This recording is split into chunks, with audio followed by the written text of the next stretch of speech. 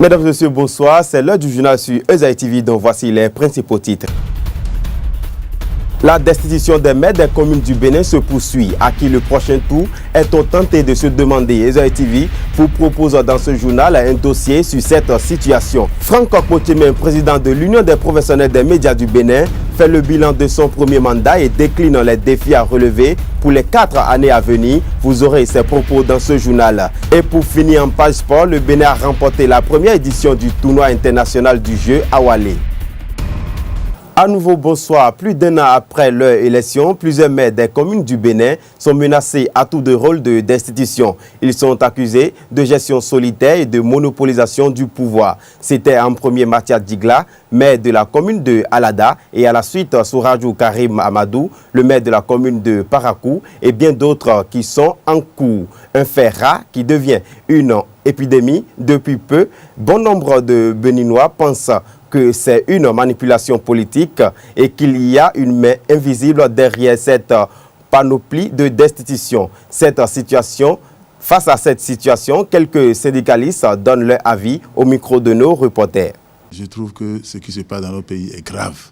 C'est suffisamment grave parce que c'est pas parce que un gouvernement est parti et qu'un nouveau gouvernement s'est installé qu'il faut en même temps que les maires qui sûrement appartiennent pour la grande partie à la majorité qui a perdu les élections, eh bien qu'il y ait un vent qui, n'est-ce pas, balaie tous les maires au motif qu'il y a la gestion solitaire, il y a on trouve toujours quelque chose parce que quand on a envie de tuer son chien, on l'accuse de rage.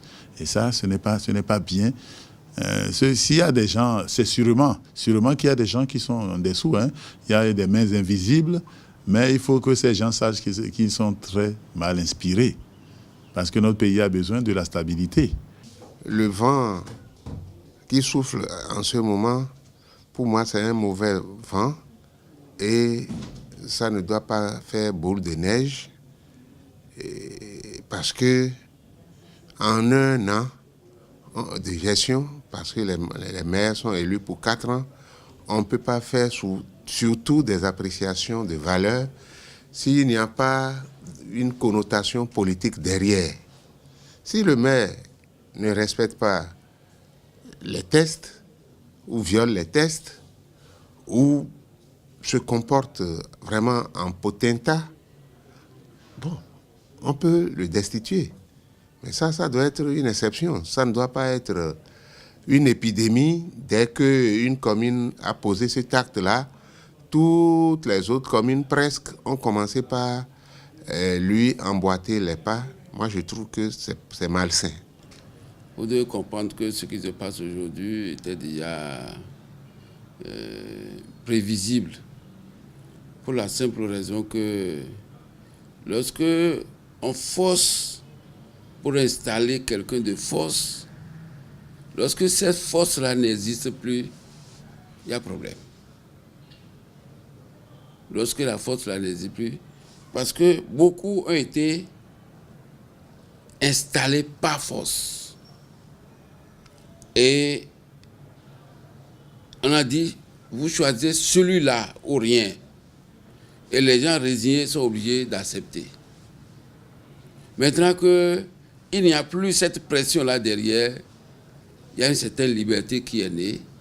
Et cette liberté peut amener à la situation qu'on vit aujourd'hui dans les communes. La destitution des maires continue de faire couler encre et salive, toujours dans ce journal. Je vous invite à présent à suivre cet élément d'Abdelkader Achirou sur la question avec la réaction de Franck Kinivor et de Aboubakar Atakou. C'est presque une rengaine et devenu même un rituel au sein des conseils communaux. La destitution des maires des communes du Bénin suscite beaucoup de remous au sein des conseils communaux. Ainsi, la situation est perçue sous plusieurs angles avec divers commentaires par les experts en question de décentralisation. Ils martèlent le fait que certains élus communaux qui ne comprennent pas les enjeux de la décentralisation exploitent à travers la destitution de l'autorité municipale. Donc, après 11 ans d'expérimentation de ce décret-là, je crois qu'il faut renforcer encore le décret.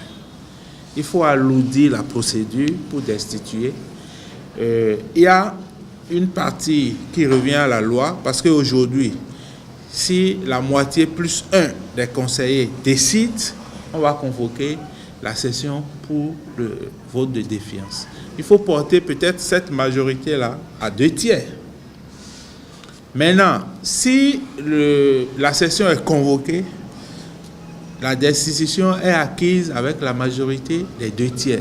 Il faut peut-être aller à 3/4 ou 4/5. Il faut corser cette majorité-là. L'autre chose, c'est que la procédure est enfermée dans des délais de 15 jours. Il faut peut-être mettre 1 mois, 2 mois, le temps que les ardeurs se calment et que les gens se parlent. Pour Aboubakar Takou, activiste sur les réseaux sociaux, il serait préférable d'avoir à la tête d'une commune quelqu'un qui soit en bon terme avec le gouvernement en place afin que ce dernier puisse bien négocier pour les intérêts de sa commune. Si le silence du gouvernement laisse croire qu'il est complice du fait, il urge de rappeler que les maires, n'étant pas entièrement autonomes, vivent au détriment des revenus de l'État central. Vous savez, la vague de destitution des maires est un drame pour la démocratie béninoise, sinon pour la démocratie en général. Mais pour le cas d'espèce, vu notre niveau économique, politique, notre niveau d'évolution, je crois que c'est un passage obligé. Et ce n'est même pas la peine de croire que c'est le chef de l'État qui est en dessous de cette institution. Non. Il est plus aisé pour les populations de savoir que leur maire, leur autorité, fait partie de la mouvance en place que de le savoir être de l'opposition. Le régime de fin, celui de Toboni Yahi, avait installé des maires propres à son obédience. À son départ, évidemment, d'autres entités proches de l'actuel pouvoir ont bien voulu revenir sur la scène, ont bien voulu s'accaparer des dividendes de leur appartenance au système en place, ce qui plairait non seulement aux populations et qui arrangerait dans une certaine mesure le développement de la localité. La question qui ne cesse d'agiter les esprits est de savoir pourquoi ce ne sont uniquement les maires qui n'ont pas apporté leur soutien au président actuel lors des dernières échéances électorales qui sont menacés de destitution au profit des proches du gouvernement en place. Cependant, même si une telle attitude doit être déplorée en démocratie, la vague de destitution des maires s'impose à notre niveau actuel du développement et de la démocratie en Afrique et plus précisément au Bénin. Au début de son deuxième mandat consécutif à la tête de l'Union des professionnels des médias du Bénin, le président de l'UPMB, Franck Potchemin, fait le bilan de son premier mandat et décline les défis à relever pour les 4 années à venir. Il est au micro de Kalki Tomé et de Thierry Azagba. Il faut dire que nous avons beaucoup travaillé sur la formation à l'occasion des différents scrutins. Nous avons également insisté pendant notre mandat sur la formation diplômante. Nous avons envoyé un technicien de radio et télévision à l'école pour 2 ans pour se renforcer parce que nous avions à relever le défi du numérique. Nous avons travaillé aussi pendant notre mandat à doter le Bénin d'un code de l'information et de la communication. Aujourd'hui, il n'est plus possible d'envoyer les journalistes en prison pour les délits de presse. Évidemment. Il est important déjà pour dire que pour le nouveau mandat qui commence, nous avons le défi de pouvoir faire appliquer ce code de l'information et de la communication. Nous réjouissons d'avoir un code, mais malheureusement, le code de plus d'un an n'a pas été appliqué. N'a pas été appliqué parce que les outils qui doivent permettre son application n'ont jamais été pris. Si nous avons pu batailler dur pour avoir tout un chapitre consacré à l'accès de journalistes à l'information dans l'administration, il est important que les patrons de l'administration en soient informés. Aujourd'hui, nous avons également relevé le défi de la spécialisation et nous pensons que nous n'aurons pas un bon bilan à la fin, en 2019, sans que nous ayons réussi à commencer à donner corps à ce souci de pouvoir voir les problèmes des médias se spécialiser. Et l'autre problème, assimiler les grognons aujourd'hui à la profession, à quelque chose de malheur est bon. Et moi, j'aurais souhaité que, à l'occasion de la prise de décret, si nous sommes associés, qu'on puisse éclairer un peu le gouvernement pour dire que aujourd'hui, la HAC a été obligée de prendre des dispositions pour dire aux radios, vous ne pouvez plus faire du direct. Vous êtes obligé d'enregistrer, de préenregistrer, je vais dire. Parce que les Grenadiers disent n'importe quoi. Les gens disent des trucs qui ne sont plus rattrapables. Donc, pour éviter, il a été pris comme mesure aujourd'hui que les gens préenregistrent. Ce n'est pas bien, les émissions ne sont plus vivantes. Si on permet, si aujourd'hui on leur donne la qualité d'assimiler, ça veut dire, moi je suppose, hein, si le décret est pris, qu'ils répondent de leurs actes. La championne Pascaline Vitou a remporté pour la 3e année consécutive le Benin Open de badminton en dominant son éternel adversaire Zena Ariza en 2-7. C'était lors de la 4e édition de ce tournoi le week-end écoulé au Hall des Arts de Cotonou. Jamais 203. Pascaline Vitou a réalisé le triplé dimanche dernier au Hall des Arts, Loisirs et Sports de Cotonou à l'édition 2016 du Benin Open de badminton. Double tenante du titre en simple dame, elle a battu en finale Zena Ariza pour la 3e fois de suite en 2-7, 21-9, 21-8. Je ne savais pas si j'allais la battre avec 16 scores, parce que l'année passée, elle m'avait battu dans 3-7.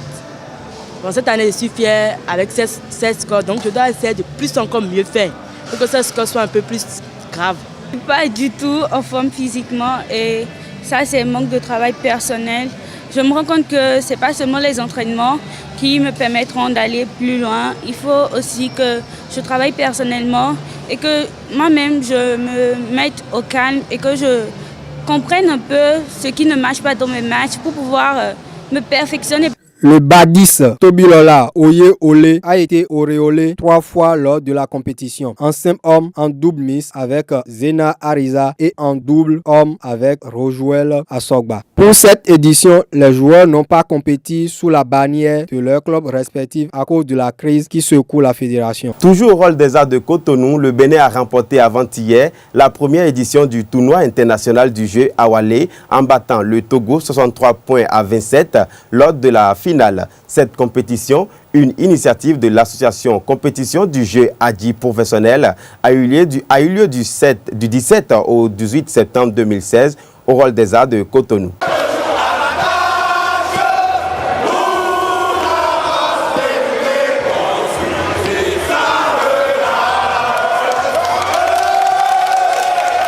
Les joueurs béninois du jeu Adi sont maîtres chez eux. Ils ont soulevé le trophée de la première compétition du tournoi international de ce sport célébro-ludique appelé Hawalé sous d'autres cieux le dimanche 18 septembre au Hall des Arts, Loisirs et Sports de Cotonou. Le capitaine Bertrand Danglessa et ses coéquipiers ont dominé la sélection togolaise par le score de 63 à 27 en finale. Après la résistance des Togolais au cours de la première heure de jeu, les Béninois ont survolé la seconde. Le Bénin a toujours surpris positivement. Le Bénin a toujours étonné positivement. Là où on ne l'attend pas, c'est là où on est. C'est pour cela qu'aujourd'hui, malgré les balbutiements que vous avez constatés, on est victorieux dans une très large mesure. Je remercie l'équipe béninoise pour leur fair play. Et je pense que la prochaine édition serait encore plus meilleure que celui-ci. Le Nigeria occupe la dernière place de la compétition. Ce tournoi est initié par l'association Compétition du jeu Adi professionnel Kojap. Pour le président de la Kojap, le député Parfait Wahi, c'est la première fois qu'un tel tournoi est organisé en Afrique. On finit ce journal par les informations de la page Inter, relayées ici par Benis Loco. Démarrons ce tour de l'actualité hors de nos frontières par le Niger. À Niamey, l'opération de déguerpissement des commerces anarchiques se poursuit. Il s'agit de commerces qui occupent illégalement des places publiques et trottoirs. Dans le lot, on trouve des restaurants, des librairies, des guichets d'assurance, des boutiques d'artisans. Ils sont des centaines à être concernés par cette opération qui vise à rendre la ville plus coquette. Depuis ce matin, c'est le tour des vendeurs d'automobiles de déguerpir. Ils ont jusqu'à demain minuit pour libérer les trottoirs qu'ils utilisent comme parc de vente d'automobiles. Tout un symbole au Mali, 4 ans après sa destruction par des djihadistes, une porte d'une mosquée de Tombouctou a été officiellement réinstallée hier lundi 19 septembre. La porte secrète de la mosquée Sidi Ahia avait été détruite par les djihadistes au nom de la lutte contre l'idolâtrie. Elle a été restaurée entre avril et août dernier notamment grâce à un soutien de l'UNESCO. Le Gabon tout entier attend la décision de la Cour constitutionnelle qui doit trancher le contentieux électoral avant vendredi prochain. Avec Port-Gentil, Oyenne, Bitam et bien sûr Libreville, Lambaréné a connu 2 nuits d'émeutes d'une violence inédite à l'annonce des résultats provisoires le 31 août dernier.